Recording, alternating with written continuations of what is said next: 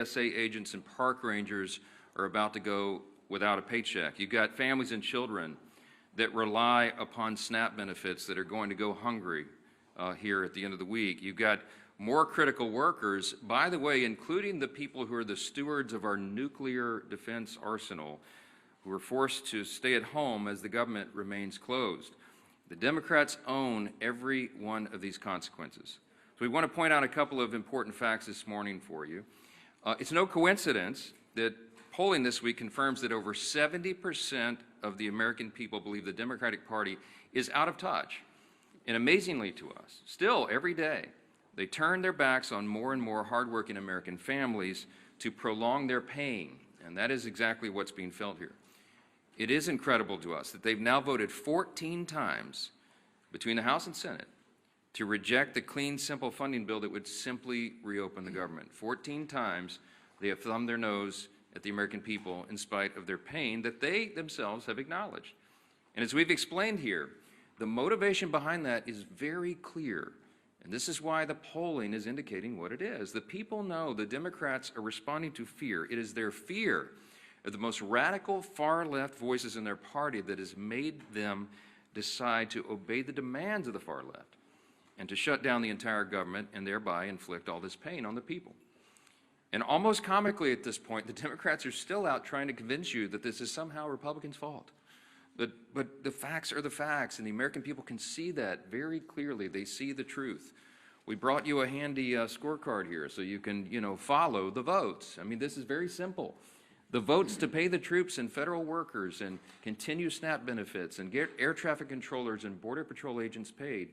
This is the vote tally. You see the dates here. The House did our work back on September 19th, and we voted, Republicans voted yes. Democrats voted no on all those things, and the Senate has now done it an additional 13 times. These are the votes. No one can say that this is in any way the fault of Republicans. We have a clean, simple bill, and everybody knows it. House and Senate Democrats are openly admitting that this is their shutdown. You have seen the highlight reel of all of them stumbling into admitting that, and yet they're also incoherently claiming that the shutdown is somehow on the fault of the other party, and the people aren't buying it. And that's why the polling continues to show that the approval of Republicans in Congress is rising with each passing day, and the Democrats at the same time, Democrats in Congress have the lowest approval rating they have ever had since polling began, since recorded polling began on these metrics. And here's just an example yesterday. For example, CNN polling showed yesterday the approval of Republicans in Congress is up 8% since the shutdown began among independents. I mean, that's an important metric because people are paying attention. They understand what's happening and they see who is responsible. It's a really important thing to watch. Ronald Reagan used to remind us that you can always trust the American people, and we do. We trust their intelligence, and we trust their understanding of basic civics. In fact, we trust the American people's understanding of civics far more than the Democrats in this building right now. And a quick reminder of that is the people know that in the House of Representatives, you need a majority vote. You need 218 votes to pass legislation, to pass a clean, continuing resolution to fund the government. That's exactly what we did on September 19th. They also know that in the Senate, you have to have 60 votes to pass substantive legislation. And we've only got 53 Republican seats. That means we need, by the math, at least 7 Democrats to join us to reopen the government. Now, in other words, the Democrats are the only reason that the government is closed, and there is no other way to spin that, to make something else true about it. And of course, the Democrats know all that. We've seen their party leaders, and we've now made their phrases and their comments famous here every morning. Chuck Schumer, Whip Catherine Clark in the House. They've openly admitted that they're using the pain of the American people as their leverage. Why? To show to their base that they're fighting. And they're counting on the American people not noticing all this. And that's the very reason why we have to come in here every morning and relay the simple truths. I mean, somebody handed me this as I was walking in here. Yesterday, according to the Media Research Center study, by a 2.5 to 1 margin, the Capitol Hill Press Corps has tweeted more about the House calendar during the shutdown than the negative consequences of the Democrat shutdown. Than the troubles that we have, the hardships that are being experienced because of the troop pay. and WIC funding and flights grounded and SNAP funding. You guys are writing more about the House calendar than the real pain that's being inflicted on the American people, and that's why we have to come in and relay the simple facts. Now, there's a misguided strategy that the Democrats are pursuing right now, and it reveals two important things that can't be glossed over. Number one, it shows they have no cards to play except to try to blame the other team, which is ridiculous, and it shows how little they think of the American people. They had a rally a couple weeks ago. They tried to portray President Trump as a king, and we pointed out, again, the obvious truth. If the president was a king, then the government would be open. He's been trying to do that, and low-income families would be getting the food assistance that they need by Saturday. Republicans cannot wave a wand and reopen the government on our own. We must have a handful of centrist Democrats in the Senate do the right thing. And any Democrat suggesting otherwise knows exactly what they're doing, and they insult the intelligence of the American people. And by the way, every reporter in this room when they do that. Unlike Democrats, Republicans have nothing to twist or spin. We are just simply here relaying the simple facts and the truth. And the American people are responding to that. And that's why the polling indicates that they trust us more than the other side, because we are the ones here telling you the truth. We have nothing to hide. They are trying to obscure the facts. And by the way, the biggest unions are beginning to say the same thing. On Monday, the largest union of federal workers, the American Federation of Government Employees, came out, as you saw, and publicly urged Democrats to join Republicans and pass the House's short-term funding bill. The union president said, quote, "A strong America requires a functioning government, one that pays its bills, honors its commitments, and treats its workforce with respect by paying them on time." Amen to that. Of course, we agree. But it wasn't just the AFGE. You had the same commentary, the same plea by the National Association of Air Traffic Controllers, the Coalition of Airline Pilots Associations, the NetJets Association of Shared Aircraft Pilots, the Allied Pilots Association, the Southwest Airlines Pilots Association, the leader of the Teamsters, and the New York Steamfitters Union. They're all coming out. These are the constituencies that the Democrats claim that they support, and that's why the unions came on side of the Republicans in the last election. They've had enough of this nonsense, and they've all called on Senate Democrats to end this shameful shutdown. And it is a shame. The Democrats need to be publicly prodded by their millions of hardworking Americans to just simply do the most basic function of their jobs. A rational person would read the pleas of the federal workers and conclude that it is time to end the charade and turn the lights back on. But the Democrats are not rational right now, and they've deliberately ignored the plight of all these federal workers around the country. People are going to remember this, and they should. I want to quote to you a couple of senators over there on the Democrat side. Listen to this nonsense. Senator Mark Warner, the senior senator from Virginia, and this is noteworthy because Virginia is the state with the largest number of federal employees. He claims that federal workers want him to vote against reopening the government. He literally said, quote, "I think they want us to fight this." Fight what, Mark? What are you talking about? We have a clean CR. This is not a partisan dispute. It's ridiculous. Senator Tim Kaine is the junior senator from the same state of Virginia with the largest number of federal employees, and he said, quote, "I work very closely with them, and the AFGE would not want us to cut a deal." What the heck are you talking about, Senator? There is no deal here. We're not talking about a deal. We're talking about a clean CR that all of you voted for even as recently as this year. And here's my favorite one. This is the best quote. When asked about the AFGE statement from the big union, Senator Jeanine Shaheen said, quote, "I had a conversation with the president of AFGE earlier, right after the shutdown, and that was their position then."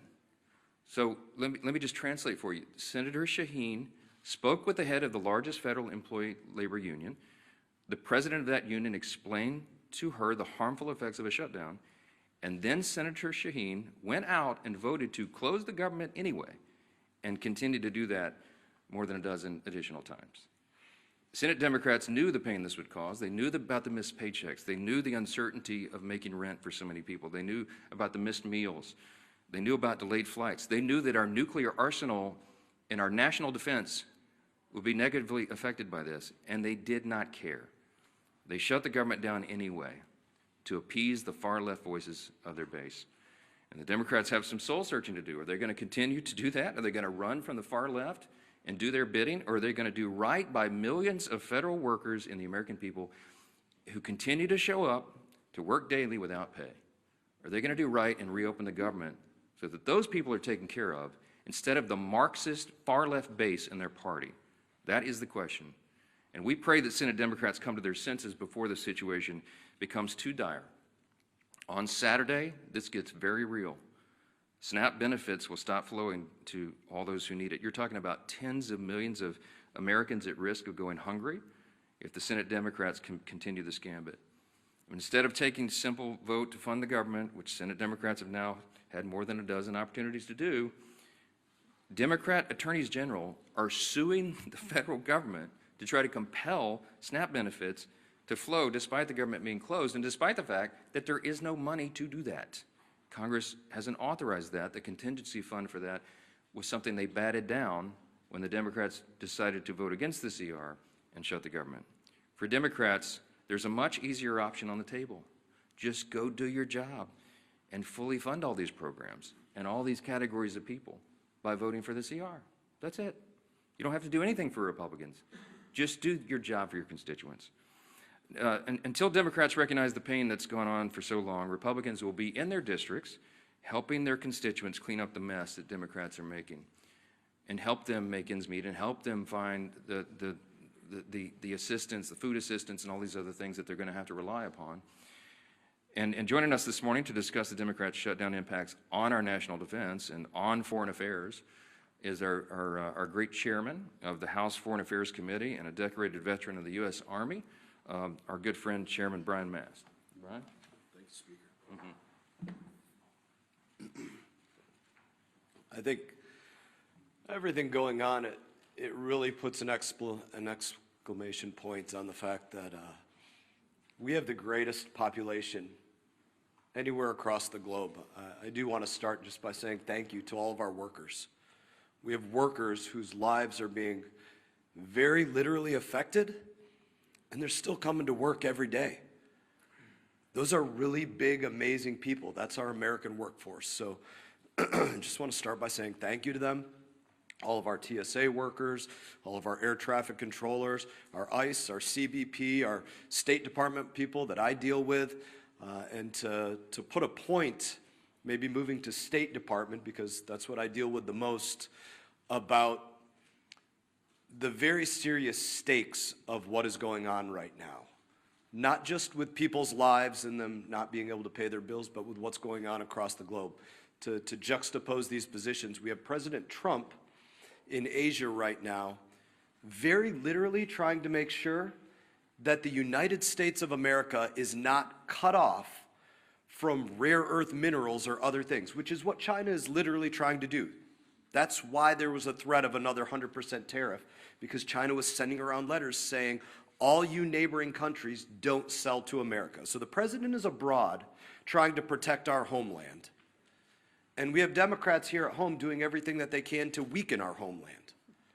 That's a difference of values. And the stakes of those values is the future of the greatest country on the face of this earth. We should pray that our adversaries would be stupid enough to say they're going to prioritize funding feminism in Africa over the food stamps of their own people. They're not that stupid, but apparently Hakeem Jeffries is, and that's a real problem for all of us here. I was on the phone with an ambassador this morning. I'm not going to say where, but we have requests for people to leave embassies abroad because of very real threats that are going on. The people in that embassy are right now trying to figure out if they have cash funding to get fuel for vehicles or to have diesel to put in their generators because they don't have reliable electricity in the places that they're in.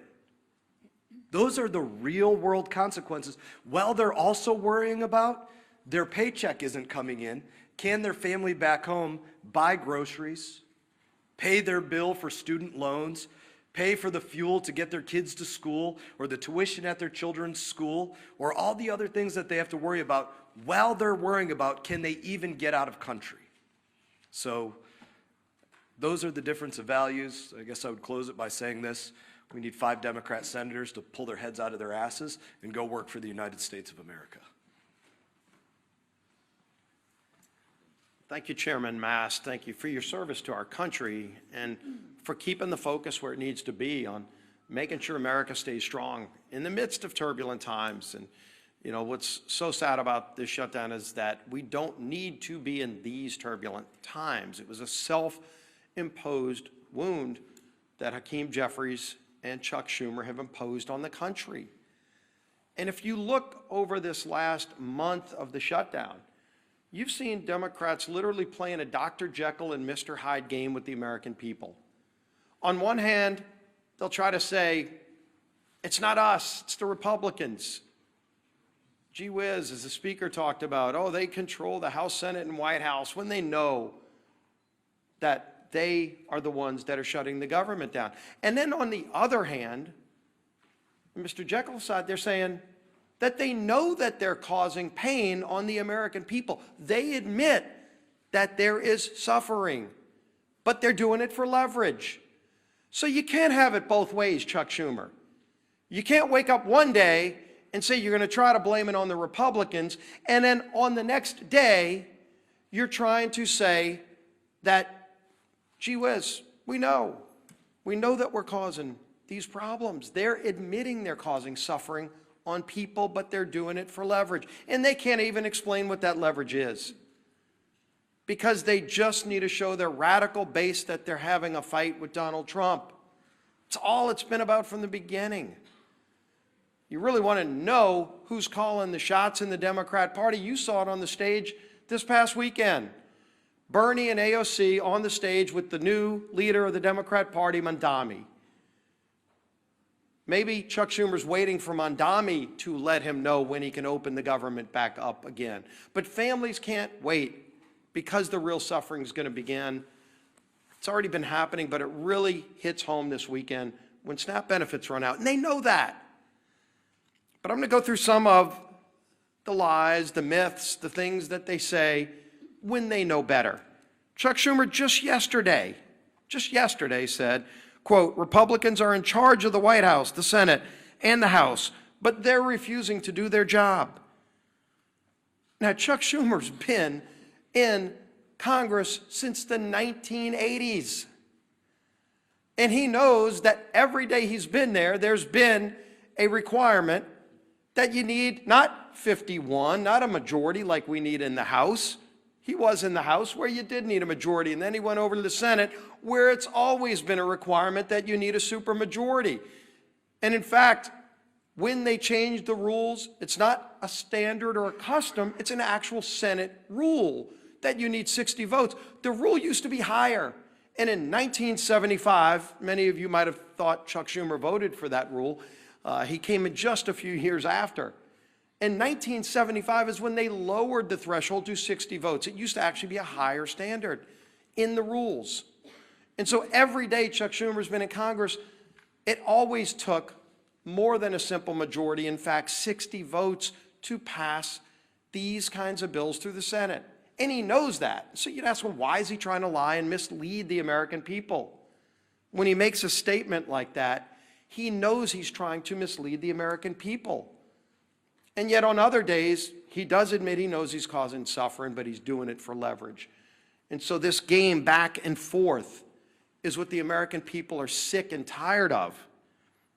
Hakeem Jeffries, quote, we didn't view the current bill as anything other than a partisan Republican spending bill. He knows good and well that it was a clean CR. If Democrats still to this day don't know the difference between a clean CR and partisan bills, did they stop reading the bills? Because they used to vote for these bills just since 2017. Go look at the facts. Speaker likes talking about the facts. Facts are important here. Since 2017, 30 different CRs, 30 times CRs have moved to keep the government open. And do you know 29 of the previous times Chuck Schumer's voted yes? 29. This 30th time is the only time Chuck Schumer has voted no. And of course you'd say, well, then what's changed if he's voted? 29 out of 29 times before this, He voted for clean CRs. What's changed? This is a clean CR. What's changed is the Democrat Party has changed. Mondami is now running the party. That party has changed. But the American people still have the same needs. The American people, again, the clean CR doesn't solve our differences. We still have big differences that we need to go negotiate, but let's just do it while the lights are on without the American people being held hostage. And of course, the final myth that's been out there for the beginning of this whole shutdown that we've debunked many times, that it's, quote, a total effing lie, that was Chuck Schumer's word, I think he actually used the word itself, that Democrats support free taxpayer-funded health care, free legals. That was Schumer saying that. And then, of course, when you read his alternative bill, his list of hostage demands, the $1.5 trillion spending bill, it includes in it a provision that repeals the verification we put in that says illegals can't get free health care.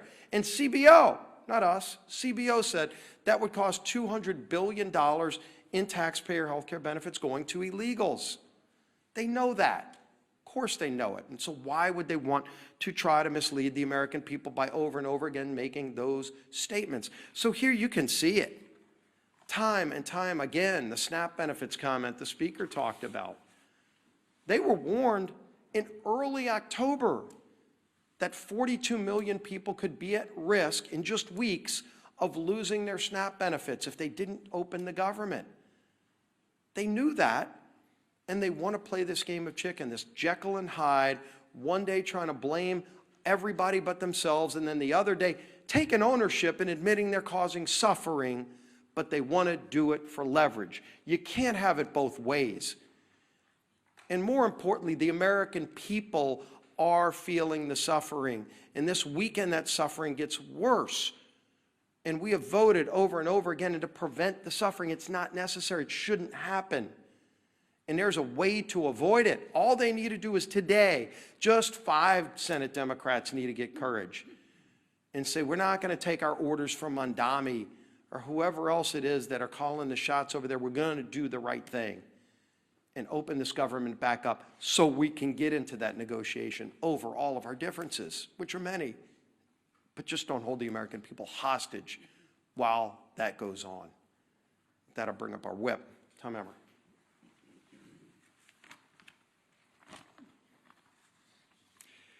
The Democrats have no leader, no vision, no message.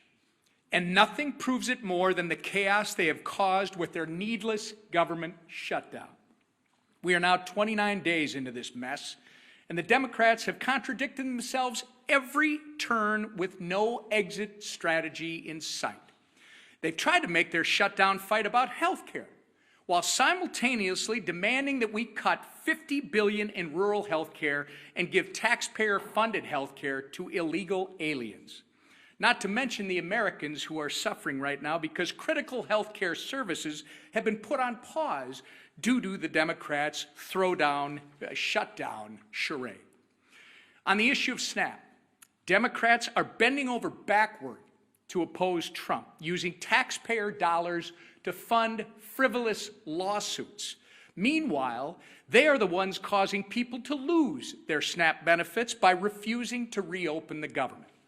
Remember, all of this could have been solved in a matter of 5 minutes by 5 Senate Democrats if they would do the reasonable and right thing by supporting our clean CR. The same CR that they supported just 6 months ago, and as we've said over and over, that they passed 13 times under the Biden administration.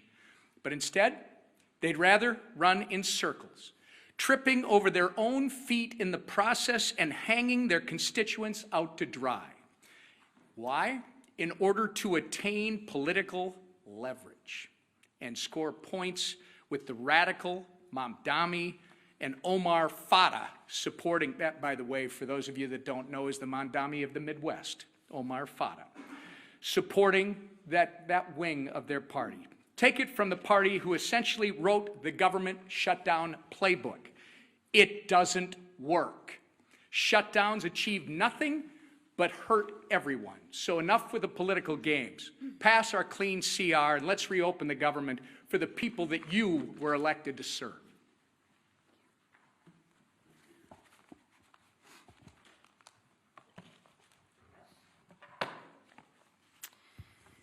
Well, good morning, everybody. Good to see you again. Let's get one thing straight right out of the gate. House Republicans did our job. Senate Democrats didn't. It's that simple. More than 1 month ago, under the leadership of Speaker Mike Johnson, the House passed responsible legislation to keep our government, your government, open. Meanwhile, Senate Democrats voted again and again to keep it shut down. So before anyone throws around cheap insults like one Democrat member did on social media this week, and I'll just read it. Lazy Mike Johnson has made himself irrelevant and pointless. You know, I always find that funny. When you can't beat us on the issues, what do children do? They personalize it.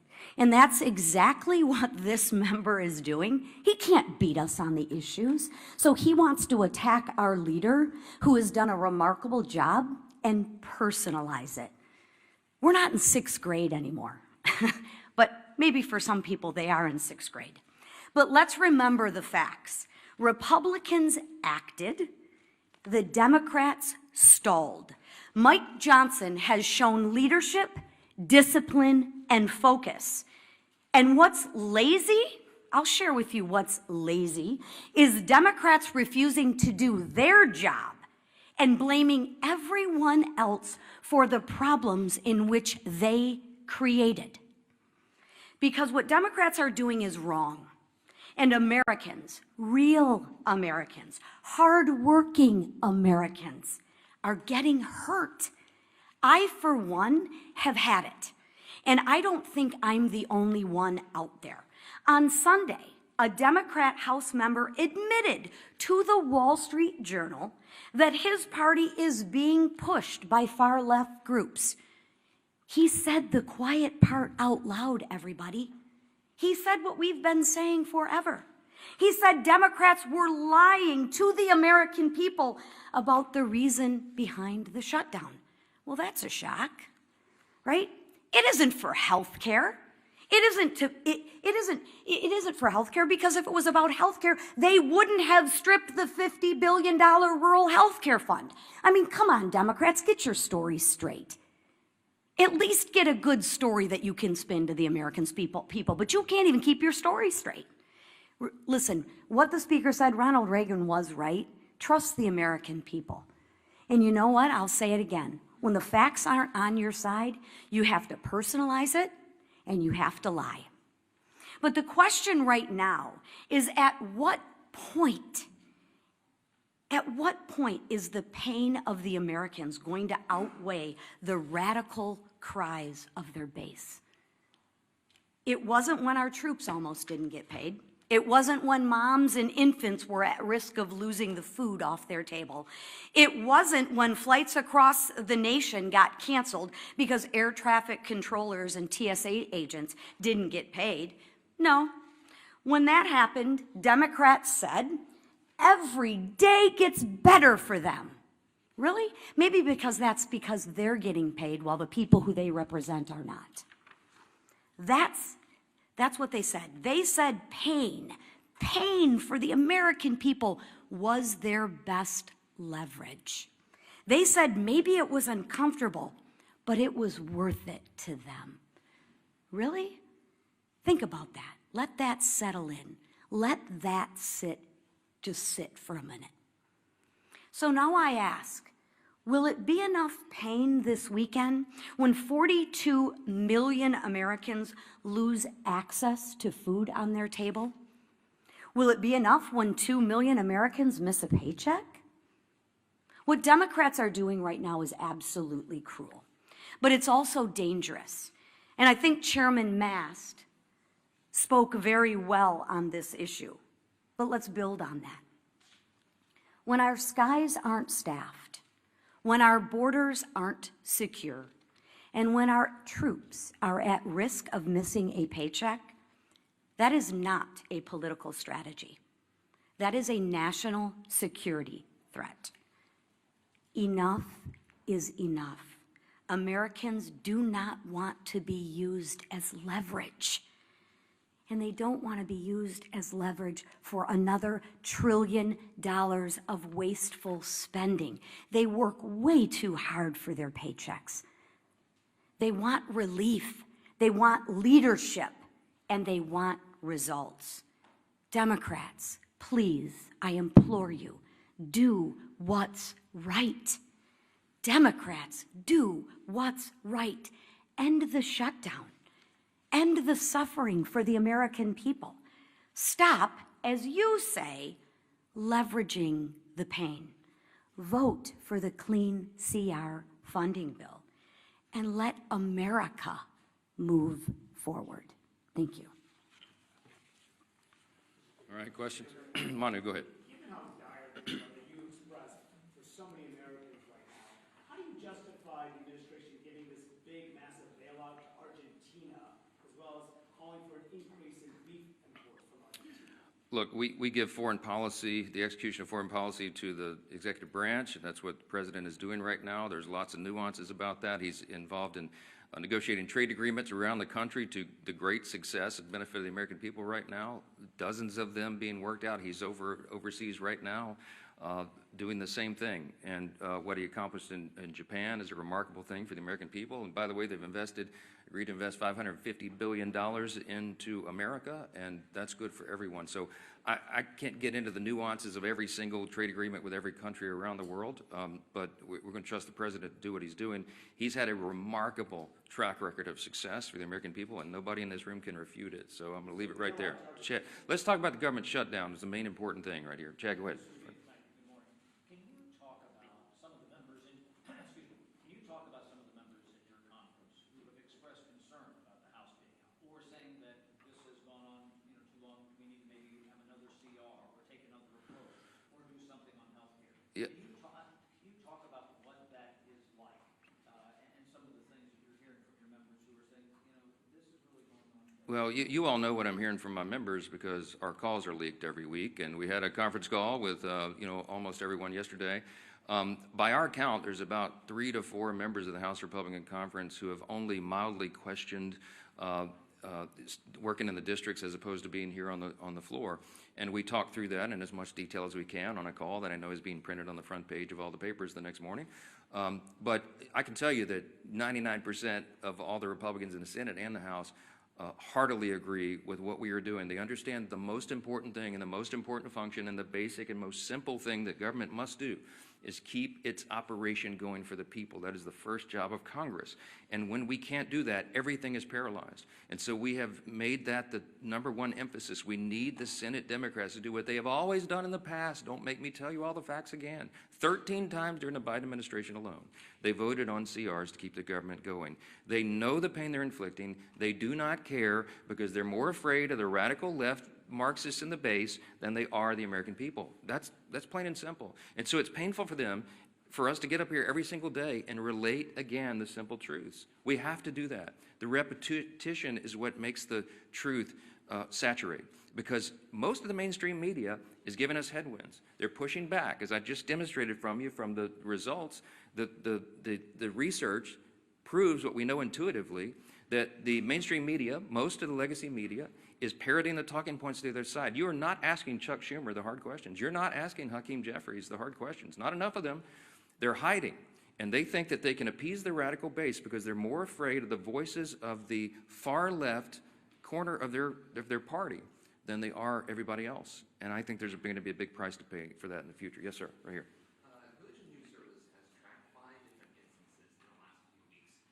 DHS or ICE agents apparently, or the Swedish support, shooting Christian clergy with pepper bullets, pepper rounds, and rubber bullets. There was viral video of a Presbyterian minister being hit in the head with pepper rounds, and just last week a UCC minister was shot directly in the face with a pepper round by a DHS agent that left his face bloody.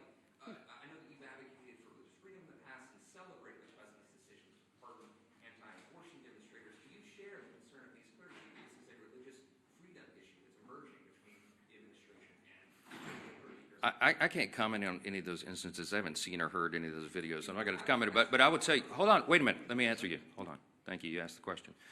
Religious freedom does not extend and give you the right to get in the face of an ICE officer and assault them, if indeed that was what happened there. What I've seen is a measured approach by the people who are trying to enforce our border laws, our immigration laws. And that was desperately needed and desired and demanded by the American people. You might remember the #1 issue in the November election last year was the wide open border and the chaos that has ensued by that. So the people are out doing a very difficult job. ICE officers, by the way, are under tremendous strain and pressure. How would you like to do that job if you had to put on the badge and do it? When you know you have the media criticizing every move and you have wild protesters in your face, cursing at you, waving their finger in your face, and sometimes pushing you and assaulting you, okay? It's a dangerous, risky job. Thank the Lord that there are people who are willing to do that difficult job, to put on the badge and show that kind of courage.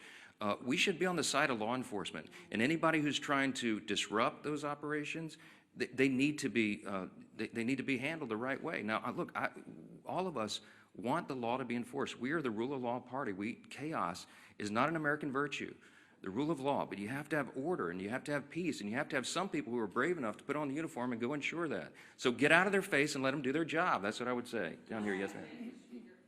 We're getting closer to the November 21st deadline for the CR that you guys passed. We're almost 3 weeks away from that. Is it time to bring the House back to pass a new CR with a new date? Is fewer than 3 weeks enough time to finish appropriations? Wouldn't that be a futile exercise when we have a CR that's been sitting over there since September 19th? If I brought the House back and we passed another CR, it would meet the exact same fate of Chuck Schumer. He would mock it, they would spike it, and they would try to blame it on us. So what would be the point of that? We're all concerned about the timing. The Democrats are eating up the clock. We have very important work to do here, and that's why we're pleading with them, not Chuck Schumer. Look, I think Chuck Schumer and Hakeem Jeffries are irredeemable at this point. I don't think they'll be able to tell Mondami in New York and his disciples that they voted to open the government. I've given up on the leadership. So we're trying to appeal to a handful of moderates or centrists who care more about the American people and will put the people's interest over their own and do the right thing in the Senate. I mean, there's no point in me sitting down with Chuck Schumer. He's painted himself into a corner. I get all that. Mondami it looks like he's going to win and be the mayor of New York City, and Hakeem Jeffries came out and endorsed him. That's all you need to know. Hakeem Jeffries is terrified that Mondami, one of his disciples, is going to challenge him in his own seat in the election next fall. You've already seen that rumored. Some of you have reported on it. So he had to do it. He had to endorse socialism. He had to endorse Marxism. This dangerous ideology that has taken over the Democrat Party. That is what is motivating them. So it doesn't matter what we do in the House. It doesn't matter what we pass. We have to get a handful of moderates over there who care about America to do the right thing. We need at least 7 Democrats. It takes 60 votes in the Senate to pass it. This is not the Republicans. This fault is squarely on the shoulders of the Democrats, and they are the ones causing you the pain, and don't ever let them forget it. Thank you. Thank you.